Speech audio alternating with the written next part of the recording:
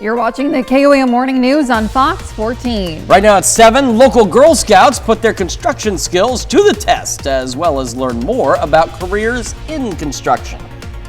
Also, grass fires in Wilson County are keeping first responders busy as they work to contain the spread. And we've got a cloudy day today. Clouds increasing, mild, breezy, ahead of thunderstorm chances. A look at that forecast, get you out the door, coming up. The 4 states' most watched news starts now. Well, good morning and welcome to the KOAM Morning News on Fox 14. I'm Elise Snowy. And I'm Chris Warner, just after 7 o'clock on this Monday, March the 3rd. Here we go. Yes, here we are. It is very March-like. It has been very March-like across the area the last few days. I've kind of enjoyed it. Took the kids to the park the other day, let them play, run around, because they need to burn off that energy somewhere other than running around the house. So I'm telling you, the house can only take so much before you've got to let them free. So hopefully I had an opportunity to enjoy. Yeah, absolutely. Well, local Girl Scouts were invited to the Crossland Technology Center to learn more about STEM and construction careers. KOAM's Mitch Adams shows us the importance that making the connection is. Honestly, it makes me really excited. I get goosebumps coming and doing this every year. And I know that if I was a young girl like they are and I had this, I would love it. Area Girl Scouts gathered at the Crossland Technology Center to kick off Women in Construction Week. The Scouts had a hands-on opportunity to learn about different career fields in science, technology, math, and engineering. If you're artistic or if you love math or anything, there's a spot for you in construction, from scheduling to being out in the field every day to being an architect. We have a spot for everyone, and I think every young girl getting experience on it now will just make picking a career later on just that much better. Stations in construction, plastics engineering, and manufacturing let the girls build birdhouses and try casting metals and plastics. Well, it's not often that you get this type of hands-on experience to see these different type of careers that they might want to follow one day. So I think it's great for them to be able to see different types of careers in that type of STEM field. This event exposes new career opportunities to young girls who may not have had a chance to learn about them before. It's exciting and a little bit scary to watch them using a nail gun, but it was definitely exciting, and seeing things that I might not as a leader have actually been able to, get them to do, so they're getting these hands-on experience, so it's super exciting. In Pittsburgh, Mitch Adams, KOAM News. And Girl Scouts are in the middle of cookie season and can be found selling in front of area stores. Yes, I saw some yesterday. I didn't have any cash on me to buy some, but I'm sure it's also 21st century. Maybe I didn't need cash. But still, those cookies are incredible. Yeah, great organization. Certainly so. And those cookies help a great organization. Yeah. I like the cookies. Well, great day to get out and maybe purchase some Girl Scout cookies before things begin to change on us, because it's gonna rain and then it might snow. Yeah, I said that. We'll talk about all that in a moment. But first, let's get you out the door for your Monday with a quick look outside downtown Pittsburgh. We got a little bit of haze to the sunshine as clouds continue to increase across the region. MoDOT camera 32nd in range line. Now it's looking to the west, and that's where the clouds are coming from, and you can very clearly see here's where it's not so cloudy, here's where it's definitely cloudy, and all of us will definitely be cloudy later today. Quick reminder. We have something that doesn't happen here very often. We have a high wind watch across most of southeast Kansas through Wednesday morning. This is because we could see winds gusting upwards of 60 miles an hour. I'm talking non-thunderstorm wind gusts that could reach 60 miles an hour with sustained winds of 20 to 40 over the next couple of days. Now, it's still just a watch.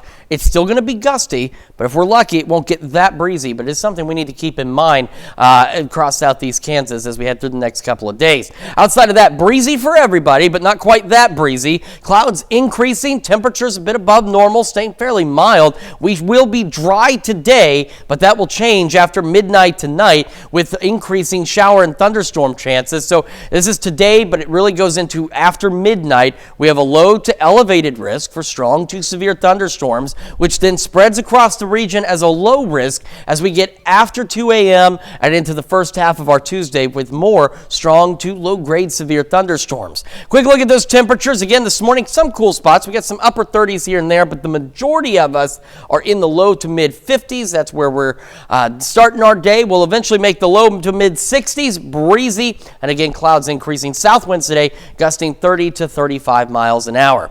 Well, the latest on those thunderstorm chances, what we're looking at there, and about that possibility of some snow on the backside of all of this here in just a few more minutes. Elise? All right, Chris, thanks. Well, the Wilson County Rural Fire Department responded to 2 different grass fires in the county. The department released on Facebook that they were paged out to battle one fire south of Fredonia and another southeast of Altoona. The county is currently not under any burn ban. However, the department has issued the opportunity to remind people if they have brush piles burning that it's important to check and recheck them. And to be the first to see breaking news, weather, and sports, you can download the KOAM News app. It's available free of charge in the Apple App Store and the Google Play Store. Just search for the KOAM News app. Well, on Capitol Hill, the blame game is intensifying as the country again faces the possibility of a government shutdown. Fox News correspondent Madeline Rivera takes a look.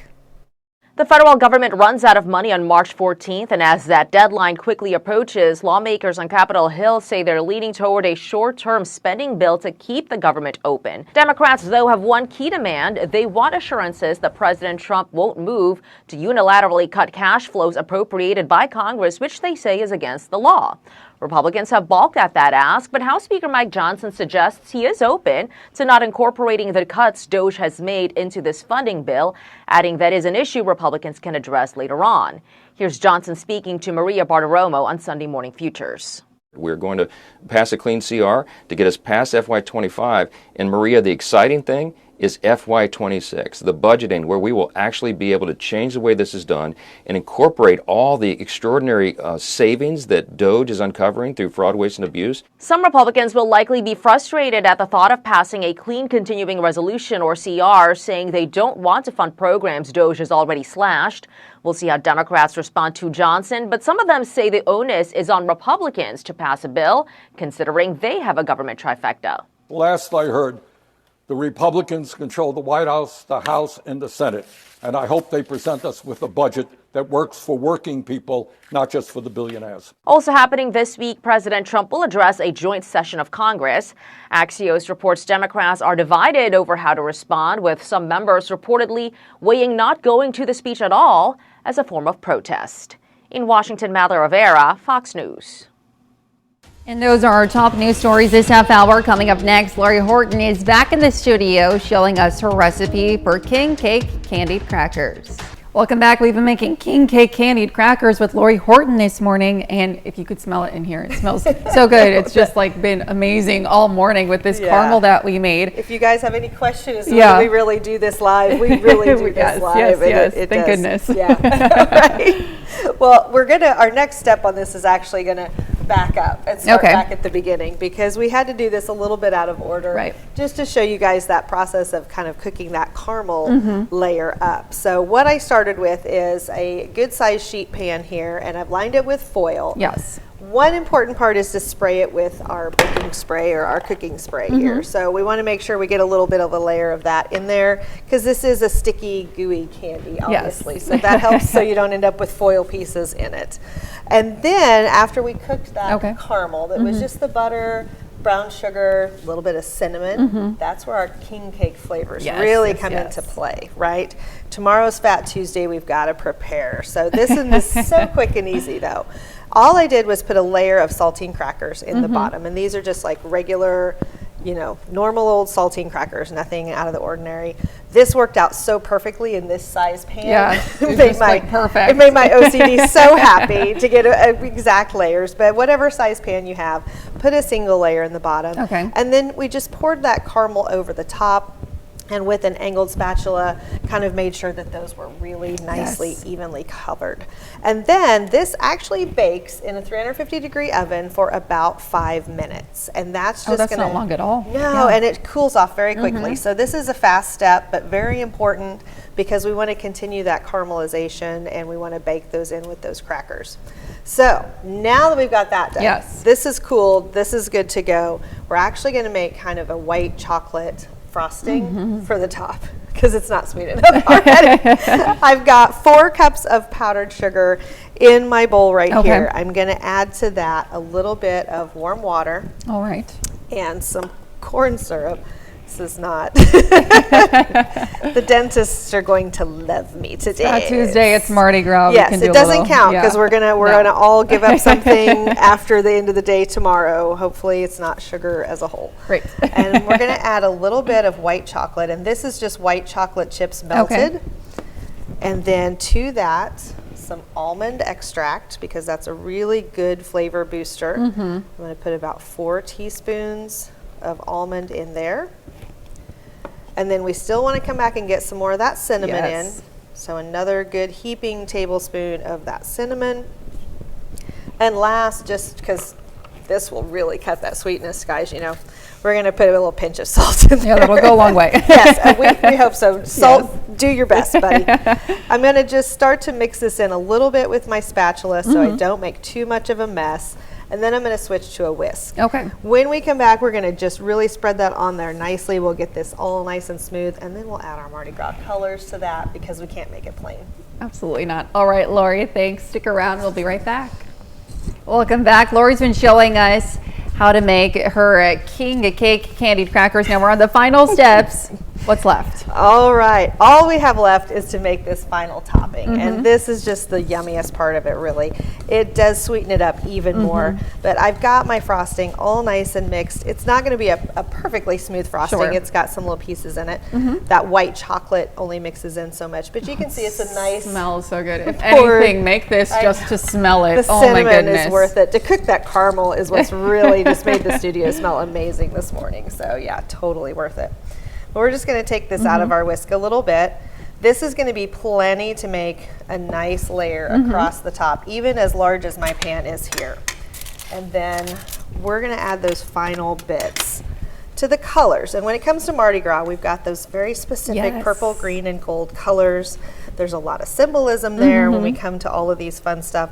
You know, Mardi Gras is always a fun party, but there's a lot of symbolism behind it. So it's really cool to kind of do that deep dive and look up what all of these things, where their origins came from and all of that good stuff. But we're going to get that all into our pan. Set this out of the way just a little bit, pardon my reach. This is where our angled spatula really comes in handy, guys. If you don't have one of these in your kitchen, you should. It doesn't have to be fancy, but it is so handy to keep your fingers out of these kinds of things. When you have a soft icing, it just moves it around so well. So I want to make sure I get this all the way to the edges. We don't want to leave any piece not fully covered. Now this will kind of set pretty quickly. So if you're going to add your sugar toppings, anything like that, you want to have them just like quickly. I do right here, ready to go, lids open. Because once this starts to set just a little bit, especially your sugars won't really stick to it well. So we'll put that guy out of the way. We want to add first some pecans. Ooh, delicious. Now, I didn't have any pecans yesterday when I made my first pan to bring in to show you guys, so that one's going to be a little bit lacking.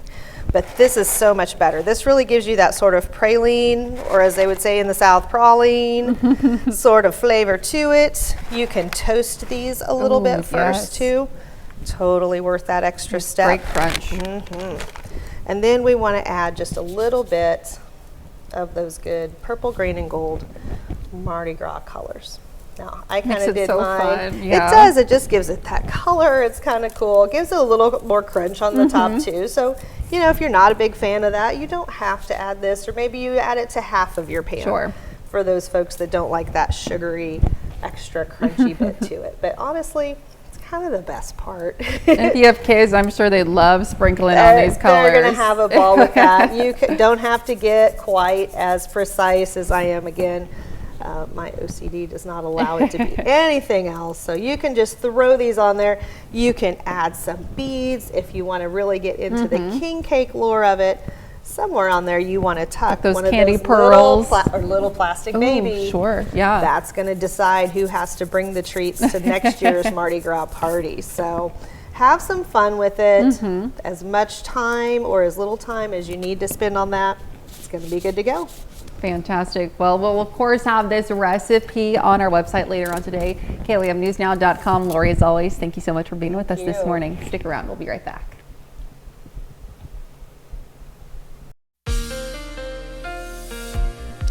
Welcome back to the KOAM Morning News, 7:22 now on this Monday mornings. We got a lot to talk about. First, again, this is day one, which day one goes till about 2 o'clock tomorrow morning. So this is not today per se. It is overnight tonight after midnight. We do have a low to elevated risk for strong to severe thunderstorms, and then that translates into a low risk across the entire area once we get past 2 o'clock tomorrow morning. Now, this was recently updated. That elevated risk was expanded a bit, so we'll have to see. This won't update until this afternoon, and I mean after even the noon news for tomorrow. So we won't know for sure what the changes will be here as we head into our Tuesday, but it is something we will keep an eye on.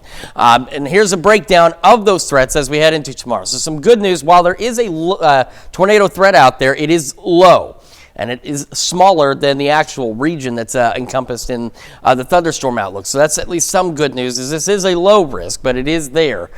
We have a low hail risk across the all of southeast Kansas and northeastern Oklahoma. The reason it was expanded is that low to elevated wind risk across the area as we head into tonight and early tomorrow. And there's a number of reasons for that wind risk, and we'll talk about that here in just a moment. As for today, not expecting really anything in terms of precipitation. Most we're going to get is the clouds are going to increase. We're talking gusty winds out of the south, anywhere from 30, 35 miles an hour, maybe even higher in some cases.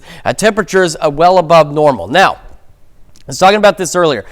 I think, at least based on what I've looked at so far this morning, I think the future track here is running about 2 hours slow. I think this is more going to be 1 a.m. that we start to see this line of storms entering our area, and that's why for that day one outlook, it goes midnight to at least 2 a.m., puts that risk area through parts of Kansas and Oklahoma through 2 a.m. because I think that's when this line is going to start entering. We get this line of storms in, so instead of that being 5 a.m., we're talking that's going to be about 3. By 6 a.m., we're along the 69 corridor stretching into parts of northeastern Oklahoma. So this is really going to be rolling through right during the key commute times and getting kids to school, getting yourself to work. And we could see strong to severe thunderstorms with this. Now, even tomorrow in that low risk, all hazards are still there. It's a low risk across the board for a low tornado threat, a low hail threat, and a low wind threat. But as you see, this is a somewhat disorganized looking line of storms at this point as well, which is what could potentially limit our severe risk as we head into Tuesday. Now, something else to keep in mind is once we get to about noon, the main line of the stronger storms that we're looking at should be on its way out of here. Then, after a short break, we could see additional scattered showers and storms out there.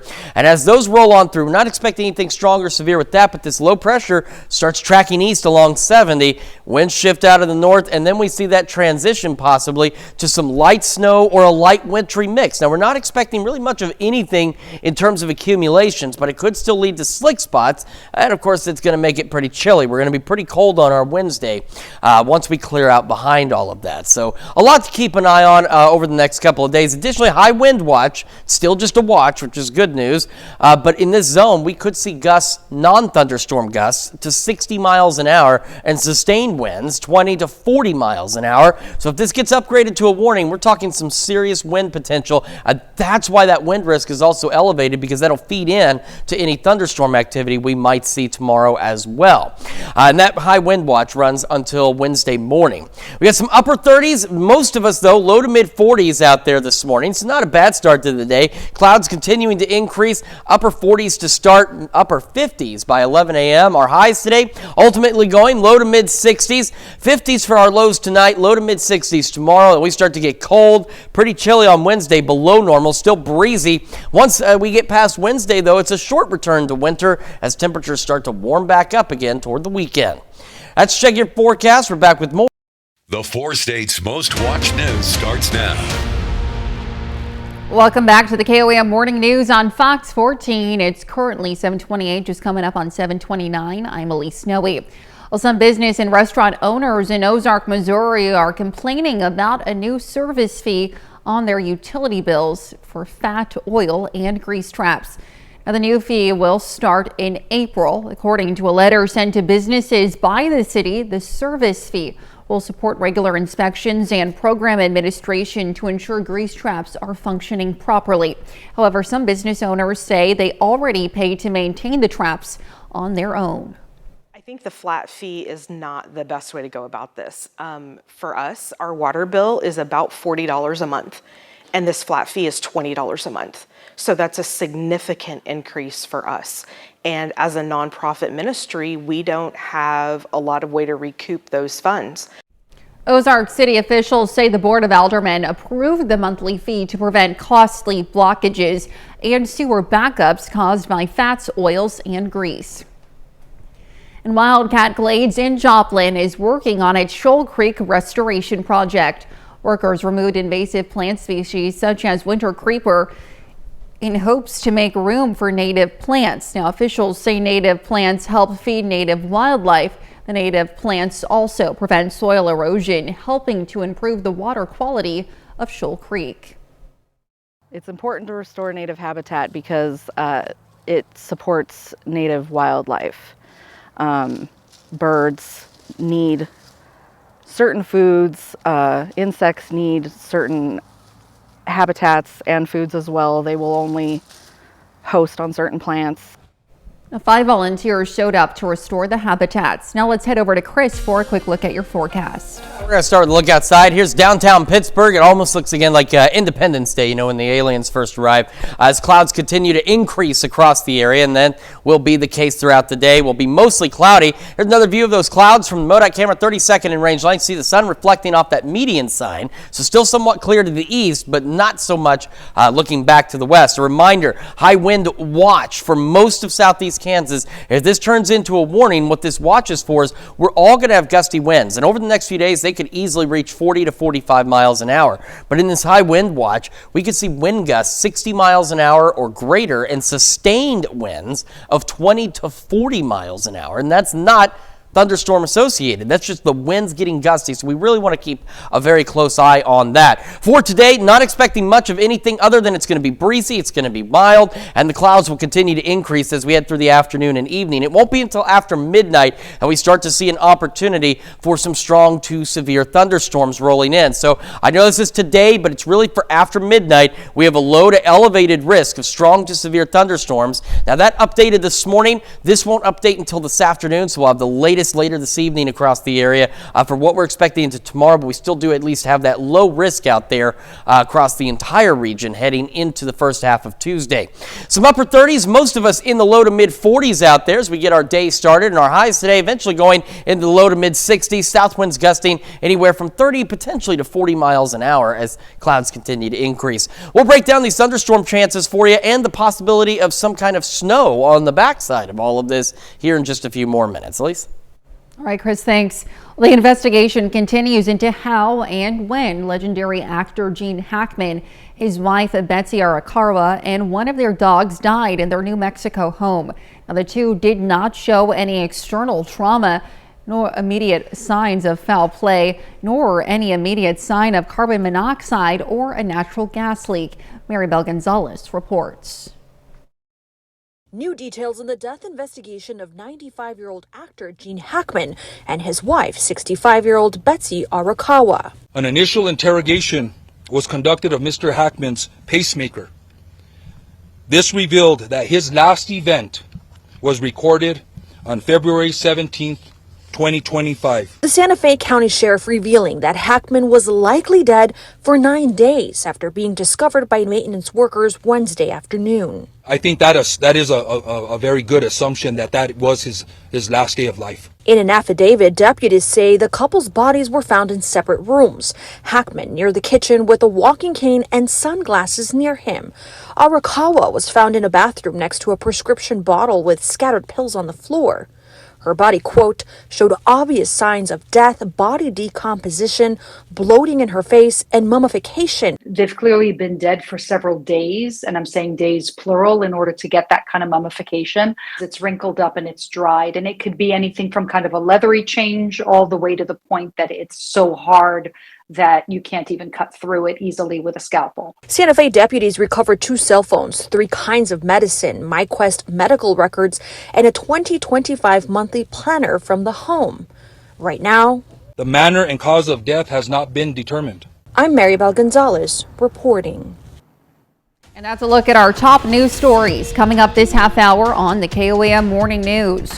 One bowling alley in California tones it down to help those with autism. Welcome back to the KOAM Morning News, 7:41 on this Monday morning. We have a lot to discuss, and we're going to dive right in. Okay, so again, this isn't really today. This continues into the first part of tomorrow. And by first part, I mean like 1, 2 o'clock in the morning. We have a low to elevated threat for strong to severe thunderstorms into parts of Kansas and Oklahoma. Now, some of the new data does suggest that we're looking at the possibility of more of an issue with damaging wind gusts versus anything else. And that'll make a lot more sense once we go over the rest of the forecast with you. But that is something we want to watch very closely, because some of those more potent storms with the damaging wind gusts are expected into south central Kansas and will eventually roll east into our area. Now, this is tomorrow, which kicks in at about 2 o'clock tomorrow morning. It is a low risk at this point across the entire area. This doesn't update until afternoon today. So I am going to want to watch this. We're all going to want to watch this very closely. We'll have the latest this evening, but I believe that this may be updated to reflect that change as well with these storms pushing east. And again, it's more of a wind concern. So, and here's what this looks like breaking it down. The tornado risk is there, but it's smaller than the rest of the areas, and it is low, which is good that it's low. It's not great that it's there, but it's better that it's low than anything higher. Same with the hail risk. It's broader, but it's still low. You see, the change is for that elevated risk for damaging wind gusts. That's what we've got to watch very closely as we head into tonight, so after midnight, and into tomorrow morning. So about the time we're coming on the air around 5 o'clock tomorrow morning, we're looking at this line of storms pushing in. So let's get right to that. Today, nothing expected. It's going to be breezy. South winds gusting anywhere from, say, 30 to 40 miles an hour. So very breezy out there, warm and cloudy. Clouds increasing across the area until we're just straight cloudy.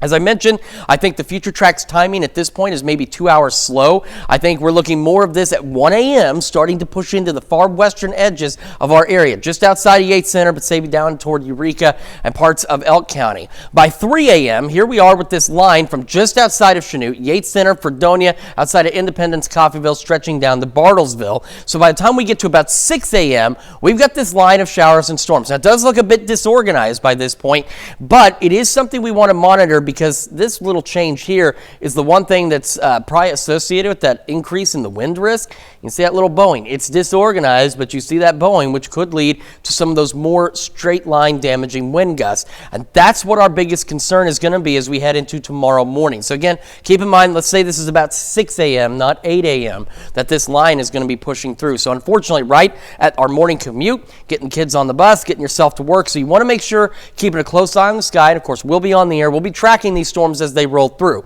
Now, that initial line is done by about noon. We'll have a momentary pause in activity. In fact, maybe even some clearing out west before additional scattered showers and storms develop by the afternoon and evening as this low pressure system off to our north begins to track east along I-70. As it does so, winds will shift out of the north behind it. We could see some of this turn into a light snow or a light wintry mix. Now, at this point, we're not anticipating anything significant in accumulations, and you can kind of see why. Look at the surface temperatures. They're going to be warm, but the temperatures aloft are going to be cold. So we'll have to see exactly how that pans out. But one way or the other, I think first day half of our Wednesday, maybe some light snow, that light wintry mix could lead to some slick spots, and then we'll be cold and still very breezy on the backside of this. A quick reminder, high wind watch for southeast Kansas, where here we could see gusts outside of storms up to 60 miles an hour. So if that changes to a warning, we're going to want to keep a very close eye on that. And again, hence why we have that elevated wind risk as well, just because the winds are just going to be something else over the next couple of days. Again, today, low mid 60s, 50s tonight. Storms begin to build in. Maybe a wintry mix late Tuesday into early Wednesday. Colder on Wednesday, and of course, colder Wednesday night. But that little taste of winter is short-lived. We'll start warming back up as we head into the weekend. But again, we'll be keeping a close eye on tomorrow's storm chances for you, the early morning storm chances for you. Let's check your forecast. We're going to send it over to Lise with Consumer Watch. All right, Chris, thanks. Well, the tariff wars developing caused big pullback in consumer spending in February. The Commerce Department data shows consumers cut down their spending by 0.2% in January. Economists say it's from economic uncertainty from looming tariff wars. The Federal Reserve's Atlanta branch predicts the economy to shrink 1.5%. The Commerce Department says core inflation on prices dropped to 2.6% inflation in January, the lowest since last June.